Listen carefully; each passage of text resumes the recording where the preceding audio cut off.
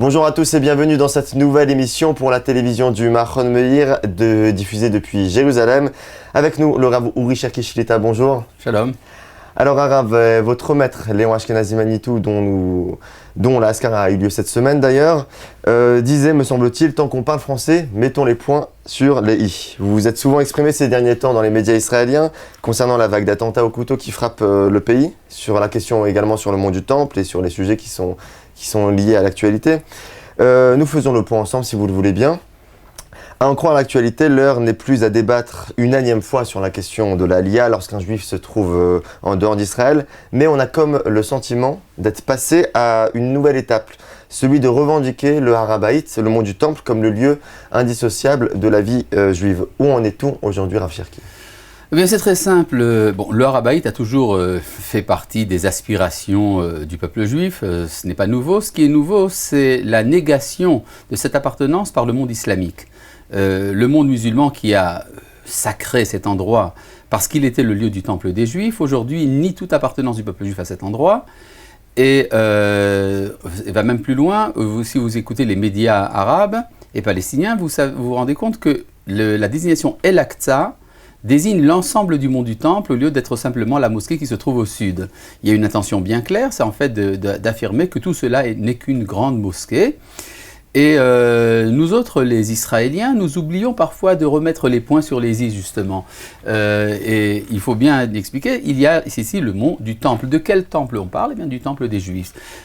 La paix, si elle veut s'établir un jour, ne peut pas s'établir sur le mensonge. Tant qu'il n'y a pas de reconnaissance de la part du monde islamique qu'il y avait là-bas un temple des Juifs, et que c'est ça la source de la sainteté attribuée à cet endroit, en fait, tout le dialogue est faussé. Il y a une négation de l'autre, une négation du juif, une négation de l'hébreu, et c'est ça qu'il faut remettre en place. Y a-t-il eu dans l'histoire récente d'Israël, en tout cas, un intérêt aussi important, je parle aussi au niveau mondial, puisque apparemment tout le monde est concerné, sur la question du mont du Temple? Oui, bien sûr, vous vous rappelez très bien que dans l'année 2000, quand Ariel Sharon, qui était à l'époque Premier ministre, était monté sur le mont du Temple, tout cela a déclenché justement la deuxième intifada. Souvent, le mont du Temple est exploité par les nations comme étant une source d'animosité contre le peuple d'Israël. J'ai même eu récemment un dialogue avec des facteurs chrétiens en France qui ont dit « Ah, si les Juifs reconstruisent un jour leur temple, alors ils ne pourront s'attirer que l'animosité des nations. » Et je demande « Mais au nom de quoi ? Pourquoi est-ce qu'une nation ne pourrait pas reconstruire son temple ?» Alors évidemment, il faut tenir compte des données, il faut tenir compte des sensibilités, mais affirmer que les Juifs n'ont rien à faire dans leur maison, c'est quand même un peu énorme. Rav Cherki, au vu des dernières attaques, en tout cas, vous aviez plutôt recommandé de prendre des cours de Krav Maga, quand d'autres rabbinim préconisent... combat, on dit en français. Ouais, combat rapproché. Préconisent, et quand d'autres rabbinim préconisent un renforcement dans l'étude et dans les prières. Un commentaire sur ce sujet? C'est très simple, vous savez que l'étude et la prière et les mitzvot, c'est toujours utile. Mais ça ne vient pas remplacer le traitement. Si vous avez un malade qui a besoin d'un médicament et que vous dites, puisque la prière est utile, on va ne faire que des prières, en fait vous êtes coupable par rapport à la Torah, vous êtes coupable par rapport à Dieu. C'est-à-dire tous les discours un peu endormeurs qui disent, puisque la situation va mal, il faut étudier la Torah, en fait viennent nous faire oublier le devoir primordial et tout simple d'assurer notre sécurité. Or la sécurité, elle s'assure par des moyens purement matériels. Et d'ailleurs, quand la Torah nous dit lorsque tu affirmeras que c'est ma force et la puissance de mon bras qui m'a fait cette réussite, nous avons les commentateurs de plus haut niveau, le Ran et Rabbi Yitzhak Abravanel, qui nous disent qu'effectivement il faut dire ceci. Simplement, il faut se rappeler que Dieu nous donne la puissance. Tu te souviendras de l'Éternel ton Dieu, car il te donne la force pour réussir. Donc, il faut surtout ne pas oublier que le judaïsme est monothéiste. Puisqu'il est monothéiste, il implique également une action au niveau spirituel et au niveau matériel ensemble. Sans cela, nous fautons par rapport à notre devoir, par rapport à la Torah. En fait, on vous a fait dire ce que vous ne n'avez pas dit. On m'a fait dire que je disais que la Torah, l'étude de la Torah et la prière sont des bêtises. Ce n'est pas ça du tout que j'ai dit. J'ai dit que le discours qui dit qu'il faut seulement étudier et prier, effectivement, c'est une bêtise, parce que c'est évidemment contraire à l'enseignement de nos maîtres. Rav Cherki, à chaque fois qu'une situation critique arrive dans le pays, les attaques, la délégitimisation et la diabolisation d'Israël à travers le monde, chacun y va de son interprétation plus ou moins facile, des rabbins au simple homme en passant par les intellectuels. Certains parlent de douleur d'enfantement du Mashiach, du Messie, d'autres y voient un manque de mérite au sein de la communauté d'Israël, ou encore il y aura ceux qui balayeront l'idée de venir en Israël à cause du danger que ça représente de faire sa Aliyah aujourd'hui. Quel est le juste comportement à avoir et on va dire quelle est l'analyse la plus clairvoyante à avoir sur cette période que nous traversons? C'est très sympathique à vous de m'attribuer la clairvoyance. Ce que je voudrais dire, votre clairvoyance. Oui. Il faut tout simplement savoir à quel moment de l'histoire on se situe. Quand c'est le moment de sortir d'Égypte, alors on ne se dit pas oui mais c'est difficile de vivre dans le désert. Quand ce n'est pas le moment de sortir d'Égypte, il vaut mieux rester en Égypte. Nous vivons dans ce moment de l'histoire du retour d'Israël à sa terre. C'est là le point fort de l'histoire du monde en général et de l'histoire du peuple juif en particulier. Si vous parlez de difficultés, des dangers, etc., il y en a partout. Il y en a dans le monde entier. Il y a des accidents de voiture, même en France.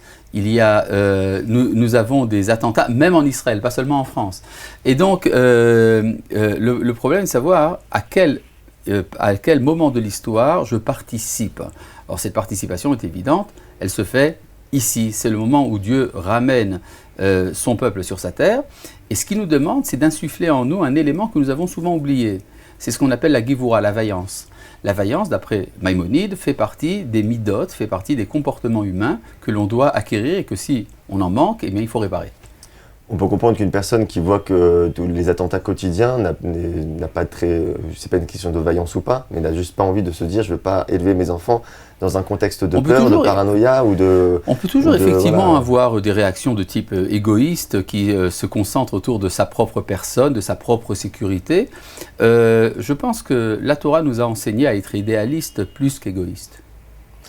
Rav Cherki, on l'a dit au début, il est question aujourd'hui de la question de la propriété du Har HaBayit, du mont du Temple, mais c'est une histoire ancienne, on le sait, ça date de l'époque du Tanakh, de la Torah, et l'on parle de 3 lieux qui ont été acquis au prix fort, la Meharat HaMarpela, la grotte acquise par Abraham, de nos ancêtres, le Kever de Yosef, le tombeau de Yosef, et ensuite le Har HaBayit. Est-ce qu'il est question, évidemment ces 2 endroits font écho à l'actualité aujourd'hui, est-ce qu'on peut en parler? Eh bien, c'est très simple, vous savez, ces 3 points-là, le tombeau de Yosef à Shrem et le caveau des patriarches à Hebron, avec le Har HaBayit qui est au milieu, tout cela forme une sorte d'épine dorsale. Je ne sais pas si vous connaissez bien la géographie de la terre d'Israël. Eretz Israël est parcouru par une chaîne de montagnes et est entouré des 2 côtés par la bande côtière et la vallée du Jourdain. En fait, c'est comme s'il y avait une sorte de dynamique énergétique de ce peuple, de ce pays. Et lorsque nous avons acquis ces 3 lieux, en fait, nous avons pris l'emprise sur l'ensemble de notre sol. Ces 3 lieux forment en nous des éléments très importants.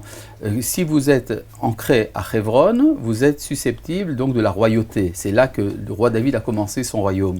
Si vous êtes susceptible d'être à Shrem, alors vous pouvez recevoir la Torah. C'est là que la Torah a été donnée en Eretz Israël, au mont Garizim, au mont Eval.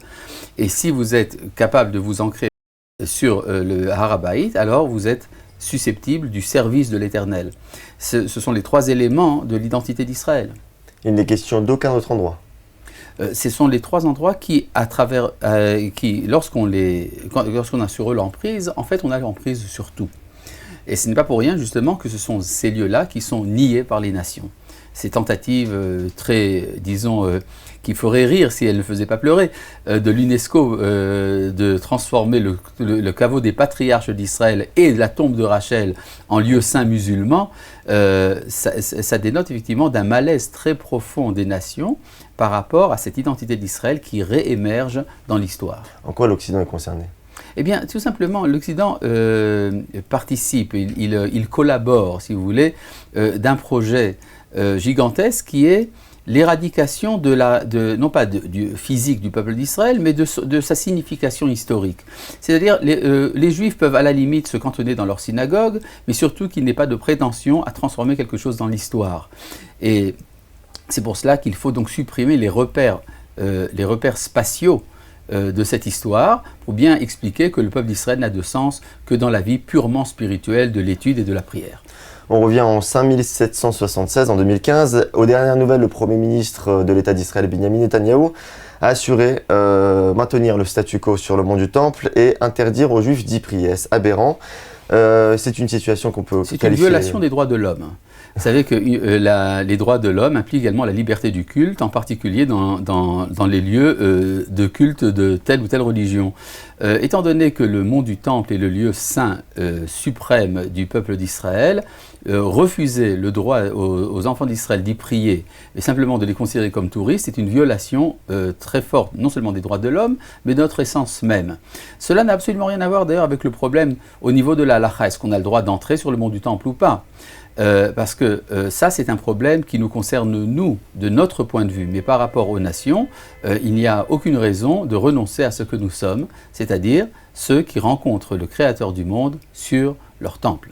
Ça justifierait donc le fait, cette loi, que le... C'est pas une loi d'ailleurs, c'est simplement une décision qui d'ailleurs, d'un point de vue purement juridique, est illégale. C'est-à-dire qu'il n'y a aucune prérogative du Premier ministre de fixer une limitation à la liberté de culte. Ça doit être ancré dans la loi, ça doit être décidé par un tribunal. Jusqu'à ce jour, aucune loi ne va dans ce sens. Donc en fait, cette décision du Premier ministre est paradoxalement illégale. Ça veut dire qu'on justifierait, qu'on attribuerait la responsabilité des événements aujourd'hui aux Juifs, à quelques groupuscules de Juifs qui viennent... Oui, un peu remuer les lèvres. C'est ça la tentative, mais il faut bien comprendre que l'identité juive suscite les fameux groupes en question. Ces groupes ne sont pas tombés du ciel, ils n'ont pas inventé quelque chose. Le fait que c'est le lieu du temple d'Israël, le temple du Dieu d'Israël, c'est une chose connue depuis le temps de la Kedat Yitzhak, du sacrifice d'Isaac sur le mont du temple. Donc, accuser tel ou tel groupe, en fait, c'est regarder sous le lampadaire pour chercher quelque chose qui se trouve un peu plus loin. Merci beaucoup Rav Cherki pour cet éclairage, en souhaitant une réfoua shelema à tous les blessés des dernières attaques. Merci beaucoup, on se retrouve quant à nous très vite pour une prochaine émission. Kol Tov. Alors.